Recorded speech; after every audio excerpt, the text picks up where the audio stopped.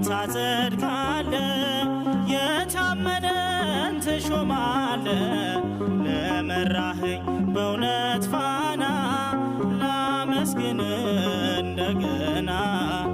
ላመስግን እንደገና ባንተ ልኖር ቸር አባቴ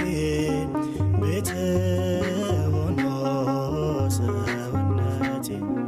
በእጅ ስራ በተፈጥሮ